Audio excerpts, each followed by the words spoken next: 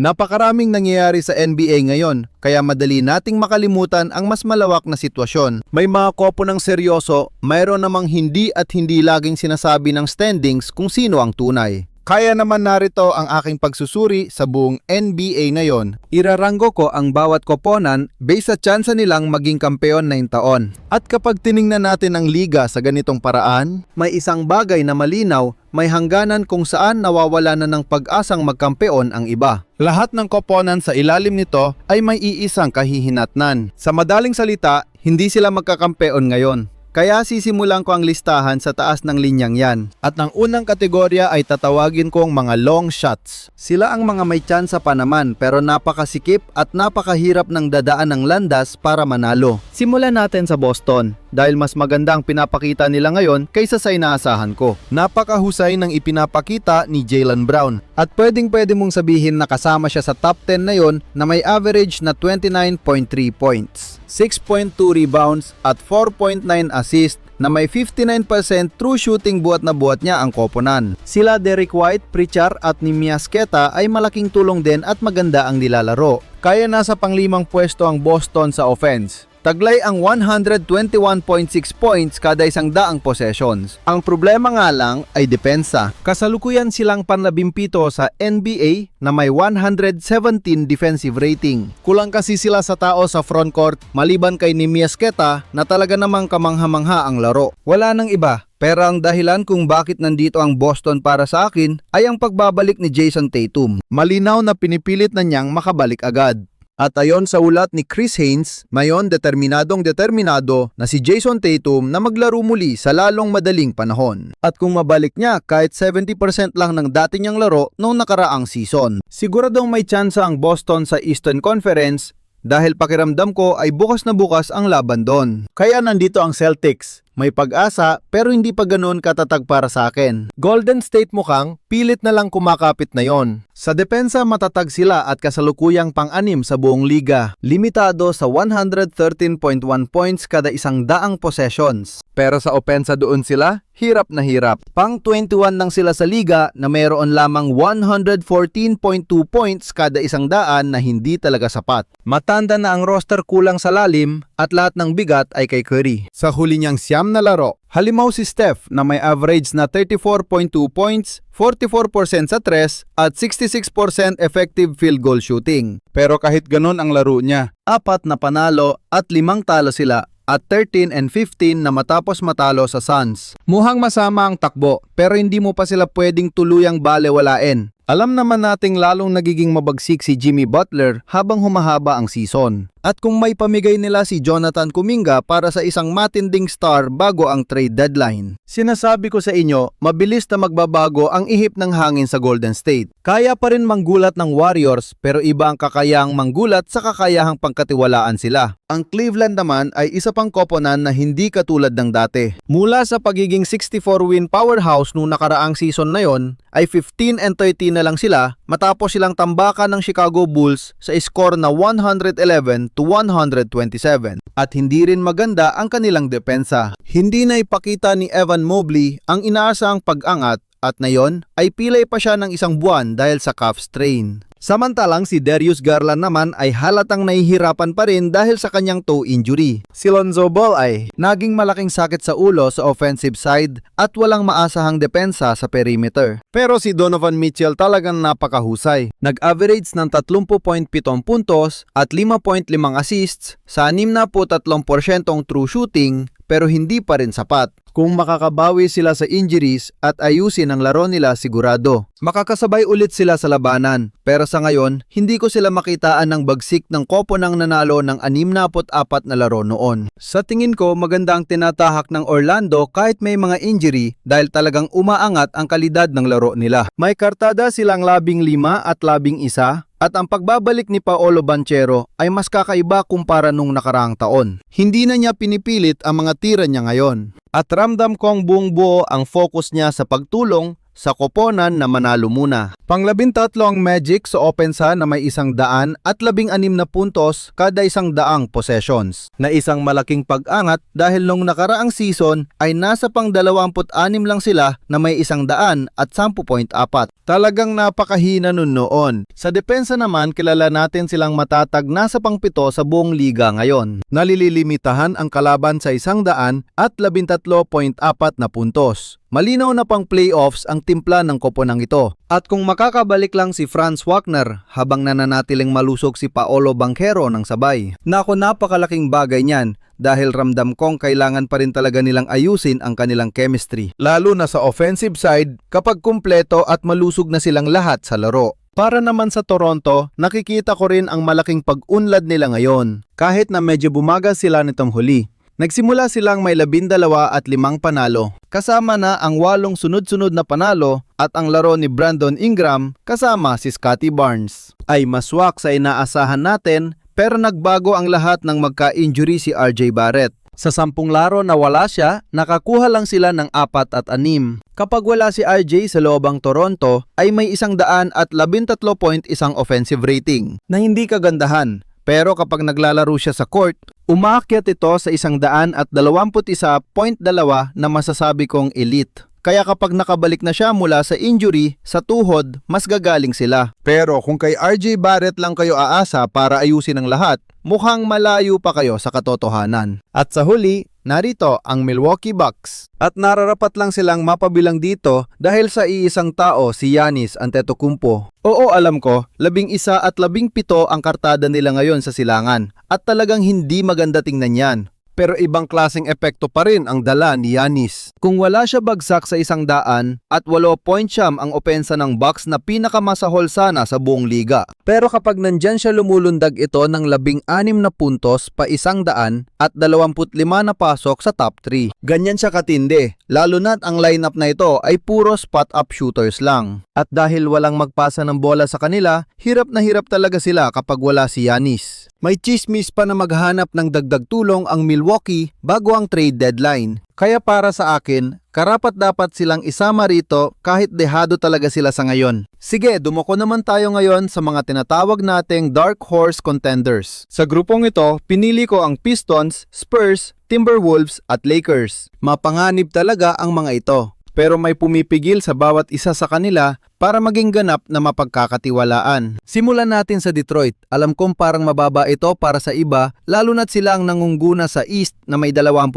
at 6 na kartada. Napakalupit ng kanilang depensa ngayon. Pang-2 sa buong liga, nalilimitahan ng kalaban sa 100 at 10.8 puntos kada 100 possessions. At kapag pinagsama mo yan sa kanilang pang-8 pinakamalakas na opensa, sa pagtala ng 118.8 points kada laro, napakalupit ng produksyon nila sa magkabilang dulo ng court. Pero kung ikukumpara ko sila sa mga koponan na nasa mas matataas na tier, hindi ko talaga masabing mas magaling ang Detroit o kapantay man lang ng mga nandoon. Ang pagiging dark horse kasi ay nangangahulugang magugulat tayo kapag nakuha nila ang kampyonato. At para sa Pistons, oo, talagang magugulat ako ron. Kasi naman pang MVP level nang ipinapakita ni Cade Cunningham. Unti-unti na nagiging sikat na big man sa liga si Jalen Duren, habang puno naman ng mga atletiko at talentadong depensa ang koponan. Kaso para sa akin, halatang kulang pa rin sila sa isang maaasahang number 2 star. Kung makukuha nila sa trade ang usap-usapang si Lauri Markkanen, baka mag-iba ang takbo ng laro nila. Ngunit habang wala pa yon, hanggang sa pagiging pinakamalakas na dark horse muna sila. Imbis na mapabilang sa mga totoong matitinding contenders na yon. Nayonda ko naman tayo sa San Antonio Spurs dahil talagang napakagulo at kapanapanabik ng naging takbo ng season nila. Nakuha nila ang malaking panalo laban sa Oklahoma City sa NBA Cup na nagbigay sa Thunder ng kanilang ikalawang talo pa lang. Halimaw ang naging laro ni Victor Wembanyama roon na marahil ay ang pinakamagandang 21 minutes na nasaksihan ko kailanman. Pero medyo nauntog sila sa realidad laban sa New York sa finals ng Cup dahil tila nawalan sila ng talas. Subalit may isang trend na mahirap balewalain sa nakalipas na huling 2 season. Ang koponan na natatalo sa NBA Cup Finals ay umaabot hanggang sa conference finals. Gaya ng ginawa ng Indiana noong 2023 at Oklahoma City nitong nakaraang taon. Bago tuluyang nasungkit ang kampyonato. Para sa akin, hindi lang basta tsamba o nagkataon yon. Masakit talagang matalo sa laro kung saan 500,000 ang nakataya at tsak na lalo lang silang mag-iinit nito. Bukod doon, nanalo ang San Antonio sa 9 out of 12 na laro nang walang Wembanyama na sadyang nakakatakot. Sina Castle Harper at Fox ang nagbibigay sa kanila ng pinakamalupit na grupo ng mga guards sa buong liga. Idagdag mo pa si Wemby ron. Hawak na nila ang 18-7 pang-apat sa West at may ikasiyam na pinakamahusay na opensa sa 118.3. At bagaman bumaba sa ikalabing-4 na pwesto ang kanilang depensa nang wala si Wemby, alam nating lahat na mabilis muling aangat ang antas nito. Bata pa ang koponan na ito. Habang naglalaro ay natututo sila at napakahalaga niyan pagdating ng Abril. Mukhang maaga ang paghisbong ng koponang ito pero siguradong armado at lubang mapanganib na sila ngayon. Para sa akin, kilalang-kilala na natin ang estilo ng Minnesota sa puntong ito. Nasa pang-6 na pwesto sila sa West taglay, ang 17-10 na kartada na may ikapitong pinakamalakas na opensa sa 119.2 rating. At ikawalong pinakamahusay na depensa sa 113.7. Sa papel talagang napakaganda at kahanga-hanga ng mga numerong yan. Ngunit ang problema ko rito, wala pa silang nakukuhang kahit isang matunog na panalo ngayong season. Gayunpaman, napanood na natin ang ganitong senaryo. Sa nagdaang 2 season, palagi naman silang mabagal magsimula. Marami ang magdududa sa kanila pero bigla na lang silang makakarating sa Western Conference Finals. Isa si Anthony Edwards sa mga pinakamahusay mag-level up sa playoffs. At maging ngayong regular season talagang kahanga-hanga ang ipinapakita niyang laro. Sa pagtala ng 28.6 points kada laro, 42% sa 3-point range at 64% true shooting. Ang inaalala ko lang ay ang kanilang point guard. Hindi na tulad ng dati ang laro ni Mike Conley. At hindi pa nga magamit sa court si Rob Dillingham. Kaya naman si Bones Hyland ang ginagamit nila ngayon na nagpapakita lang kung gaano sila kadesperado. Sa palagay ko, kailangan na nilang kumuha ng mas matatag na point guard. Dahil upang tuluyang makausad sa rurok, kailangan nila ng mas maasa ang playmaking. Sa wakas dako naman tayo sa Lakers. At ang lahat dito ay nagsisimula kay Luka Doncic. Nag-average siya ng 34.7 points kada laro. May kasama pang 8.7 rebounds at 8.8 assists. Habang may 61% true shooting na totoong pang MVP ang laro. Samahan mo pa ng isang LeBron James at all-star version ni Austin Reeves na nagbibigay sa atin ng 27.8 points kada laro. May kasamang 6.7 assists sa 67% true shooting. At mayroon ka ng isa sa pinakamalupit na opensa sa buong liga. Kaya nga pang-6 ang Lakers sa buong NBA pagdating sa opensa na may 119.4 points kada 100 possessions. Pero ang problema ang depensa. Kulang talaga sila sa tao. Kaya nasa pang-20 lang sila sa defensive rating na nasa 117.7 na talagang hindi sapat para makakuha ng kampyonato. Ang hirap pa rin nilang pigilan kapag sina Luka, LeBron at Austin Reeves ay magkakasama sa court. Pero dapat maayos ang depensa bago mag-playoffs. At sa totoo lang, magagawa lang nila yan sa pamamagitan ng trade. Ngayon, hindi naman kailangang maging elite ang depensa nila. Kailangan lang nilang mapalapit man lang sa top 10. Katulad ng ginawa ng Denver Nuggets noong 2023. Kung saan pang 15th sila sa defensive rating. Kailangan mo lang maging sapat sa depensa para sa mga crucial na stop sa dulo ng laro, lalo na kung may opensa ka na kasing lupit ng LA Lakers. Sige, ngayon dako naman tayo sa mga totoong contender. Sa tier na ito, nandyan ang Denver Nuggets, Houston Rockets at ang New York Knicks. Ang mga koponang ito ay hindi lang mainit ngayon. Binuo talaga sila sa paraang kayang-kaya nilang makipagsabayan pagdating sa playoffs. Magsimula tayo sa Denver dahil sila ang pambato ko sa kampyonato bago magsimula ang taon. Mukhang simple at kayang-kaya pa ring ulitin ang formula. Isang elite na opensa si Nikola Jokic bilang pinakamahusay sa NBA at depensa ang kailangan lang maging matatag sa mga krusyal na sandali. Ito rin ang blueprint na ginamit nila para makuha ang corona noong 2023. At sa totoo lang, tingin ko mas malakas pa ang bersyong ito kaysa noon. Ang trade nung off-season ni na Michael Porter Jr. para kay Cam Johnson ay hindi lang tungkol sa talento. Mas tungkol ito sa kontrata at flexibility na nagbigay daan sa Denver na makabuo ng solidong bench unit.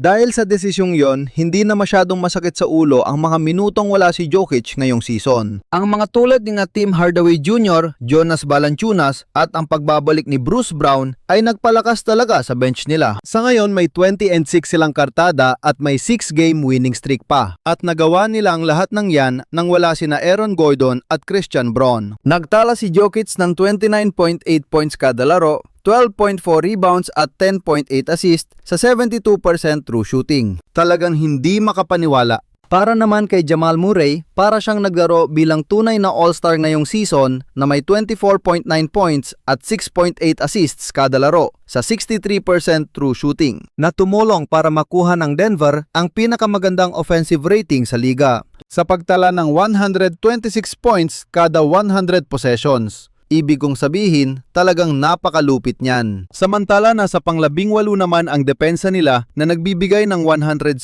points kada 100 possessions. Pero kapag bumalik na sina AG at Christian Braun, siguradong babalik muli ang depensa nila sa top 10 gaya ng direksyon nila bago ang mga injury. At kapag nangyari yon, tingin ko ang Denver Nuggets na talaga ang magiging pinakamabigat na kopo ng tatalunin sa West. Kasama naman natin ang Houston Rockets dito dahil binago nila ang kanilang kapalarang sa isang galaw lang. Ang pagkuha kay Kevin Durant ay nagpabago sa opensa habang nananatili pa ring elite sa depensa. Pangatlo sila sa buong NBA sa magkabilang dulo ng court. Saig nakakagawa ng 123 puntos kada 100 habang nagpapahintulot lang ng 117.7 puntos.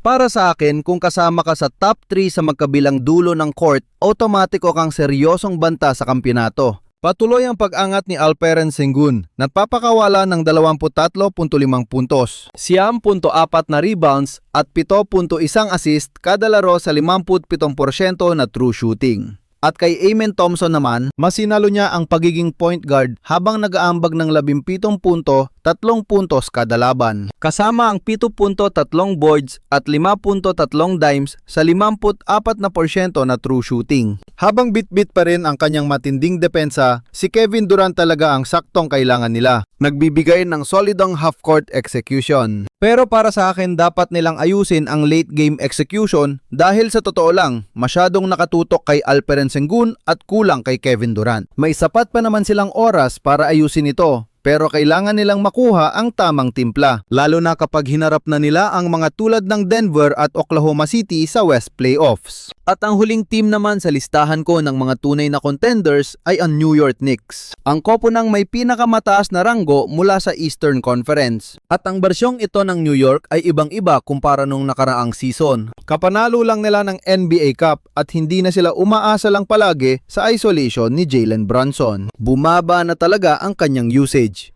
Umiikot ang bola at bawat isa ay kasali, na naglagay sa kanila sa pangalawang pinakamahusay na offensive rating sa NBA sa kanilang 123.7 na puntos kada 100 posesyon. Depensa pang 13, sila nagbibigay ng 114.4 at tingin ko mas gaganda pa ang numerong yan habang tumatagal ang season. Sinusubukan nilang kopyahin ang formula ng 2023 Denver Nuggets. Napakalupit pa rin ni Brunson, may 28.8 puntos kada laro sa 55% na effective field goal shooting. Napakaganda rin ng ipinapakita ni Karl Anthony Towns, nag-aambag ng 22.4 na puntos kada laban. Kasama ang 11.9 na rebounds sa 61% na true shooting. At nariyan din ang trio ni na OG Anunoby, Mikal Bridges at Josh Hart na binansagang wingstop ng mga fan ng Knicks. Dahil silang katlo ay nasa wing asahan mong pahirapan at pipigilan kanila sa depensa. Pero gumagawa rin sila ng ingay sa opensa. Ang pagbalik ni Josh Hart sa starting 5 ang nagbukas ng lahat, nagbigay sa kanila ng lineup kung saan kayang magdala pumasa at dumepensa ng lahat. At sa bagong sistema kung saan hindi na lang sila nakatayo at nanonood kay Brunson. Talagang epektibo na ito ngayon. Bukas na bukas ang Eastern Conference. At kung hindi aabot ang New York sa NBA Finals na yung season, para sa akin isa itong malaking kabiguan. Pero pagkatapos kong pag-aralan ng mabuti, ang lahat ng koponang ito may isang masakit na katotohanan. Walang sinuman sa kanila ang kapantay sa antas ng Oklahoma City Thunder. Kahit natalo sila sa Spurs, masasabi kong iba talaga ang klaseng ipinapakita ng OKC. Nasa 25 at 2 na ang record ng Oklahoma City at mayroon silang pinakamahusay na depensa na bihira nating makita sa NBA. Pinipipilan ang mga kalaban sa 100 at 3.6 na puntos kada 100, na mas maganda ng 7.2 puntos kumpara sa pangalawang pinakamahusay na depensa na hawak ng Pistons. At ang mas nakakagulat pa rito, ang agwat sa pagitan ng Oklahoma City at Detroit ay katulad din. Naagwat mula sa Pistons sa pangalawa hanggang sa Lakers na +20. Sobra itong mabangis. Ang Oklahoma City ang pinakamalupit na defensive team sa buong liga ngayon. At sa totoo lang, wala talagang nakakalapit, lalo na kapag ang 5 pinakamagaling na manlalaro sa defensive rating ay nasa isang roster lang. Ibang klase talaga. Ang mas nakakatakot pa rito, napakalakas din nila pagdating sa opensa. Nasa pang-4 ang Thunder sa NBA para sa offensive rating. Bumagawa ng 122 puntos kada laro. Halos madaya na tingnan kung isasama mo pa yan sa makasaysayang depensa nila. Kapag maganda ang gabi si Shai Gilgeous-Alexander, ang mukhang pinakamalupit na manlalaro sa buong liga. Nag-a-average siya ng 32.4 points per game, may kasamang 6.4 rebounds, 1.4 steals at 69% true shooting. Umakyat na rin sa 44% ang kanyang 3-point shot. Kaya napipilitan ang mga kalaban na depensahan siya ng kakaiba na nagbubukas naman sa kanyang mid-range area. Dito ko nakikita ang galing ng kanyang mga drive at kick-out pass na nagpapakitang lumakas siya bilang playmaker. Kapag ganito katindi maglaro si Shai, halos imposible nang mapabagal pa ang buong Thunder. Malaki rin ang naging pag-unlad ni Chet Holmgren na yung season na ito. At napakalaking tulong din para sa kanila ng pagbabalik ni Jalen Williams. Dahil swak agad siya sa laro at nagbibigay ng All-NBA na kalidad sa wing position. Muli kapag pinagsama-sama natin ang lahat ng ito, nasa Oklahoma City ang pinakamalakas na Big 3 sa basketball na yon. Bukod pa sa napakalalim nilang roster, at isa sa pinakamahusay na depensang nakita ko sa buong buhay ko. Ang tanging koponan na sa tingin ko ay kayang sumubok sa OKC, bukod sa Denver at Houston, ay ang New York Knicks. Kapananalo lang nila ng NBA Cup at nananalo sila ngayon sa mga paraang hindi nila nagagawa noong nakaraang taon. Dahil sa pagunlad na ito, tunay silang banta sa kampeonato ng Thunder. At kung gusto ninyong makita ang aking buong pagsusuri kung bakit, ay pwede ninyong panuorin ang buong video na yun din.